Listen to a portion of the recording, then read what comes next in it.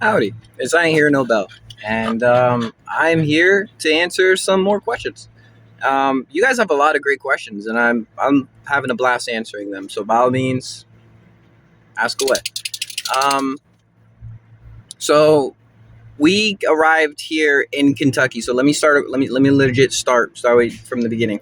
When we had left the shelter and then went to the hotel because of the MS Association paying for it, they paid for it for 1 month. We left there at around in April, sometime in the middle of April.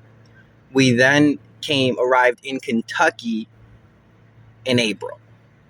So if the time thing was wrong, that's on me, and I'll take that 100%. Um, so that shows why there was such little bit of like work done and stuff like that. We both have jobs. Again, I think I addressed that already in another video. At that time during the other one, we both did not. Well, I didn't. She did, but I got a job. She has a job. We both are working. Um, the land we have. How did we get the land? So when we were looking online, um, desperate trying to find apartments. Again, as you guys know, we were evicted due to medical reasons, and we had the money. Just they just didn't want the money, so we had to leave. We got hit with the eviction, even though we tried to fight it, and that's what led us through all of that. So we were doing research online to try to find an apartment, and we ended up coming across land websites. You guys can look up the land websites; they exist, and we found that land is not that expensive. Now that's kind of where the whole catch of all of that goes, because it's a dream, so on and so forth. But land's not that expensive. You can check it out. It's not that expensive inside of a lot of these rural areas. But then this is where it gets you. And then that goes to how much land we have. We have about 5 acres, little more than 5 acres, and then we have so we are paying rent to rent or month to month for that until we own it, and it's only like $400 a month. So it's not an arm and a leg. That's the only expenses we have. But then that goes to for you to remember is you're inside. You have to provide your own power. You're far away from everything, so that's a lot of gas to go there and get back. So that's like at 30 minutes there, 30 minutes back. That's an hour. You know what I'm saying? Or more if you choose to go further out. You have to worry about your water.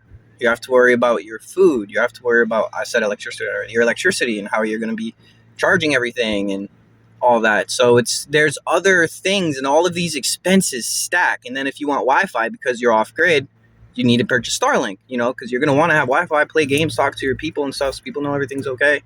And so all of these expenses add up to be almost damn near to being an apartment or even a mortgage price at the end of the day. It could be almost $1,200. It could be sometimes $800, depending on how effective and efficient you are. So once you get the land, then you want to go ahead and try to get a building on that land. So now whatever your land payment plus the building month-to-month building payment, if that's what you're going to go down, then there's that. Now there's that total, and so on and so forth. So it's literally just a bunch of numbers stacking on each other, small expenses adding up to a larger expense, and you're responsible for all of that. But that's how that was done.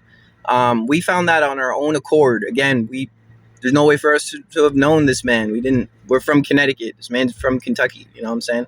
So then from there, we come out here and we were looking for our land for about 3 days, and we were near, but we couldn't find it. Some man came across. We were driving, and I waved him down. I mean, I'm talking about a mean-looking man. I mean, he's big, he's mean, and he just looked like he just was not having nothing for that day. I call him over, and he's just really nice. Turns out he's a surveyor, and he looked at the land. He's like, yeah, I rode around here before. Go ahead and follow me. I'll bring you right over. Not only did he bring me to it, he helped me survey all of my points. And then he asked me, hey, is there anything, do you know anything about this place? I said, no. He just laughed at me. He's like, boy, you have a lot to learn. Okay, well, he gave me the rundown about Kentucky. And then he told me, hey, do you have any food, any water? I then was no, because I was naive. And, he came by and gave us a whole bunch of supplies. Well, that's a little side story.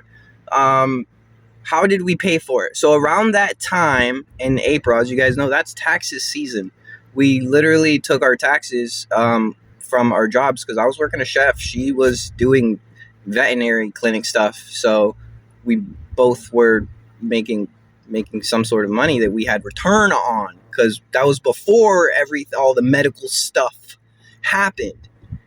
And so that fallback that then came on, and we took that money and went and put a deposit and started paying month to month, and having a buffer space so we can find jobs, so we can figure out employment, figure out what we're doing here, and figure out what we're doing with the land, figure out how everything is going to come down and come together. And yeah, I believe I addressed some of the points that I wanted to address. But, well, that's I Ain't Hear No Bell.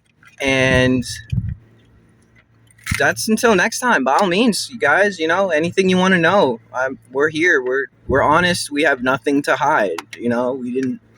We want to gain your guys' trust. We trust you.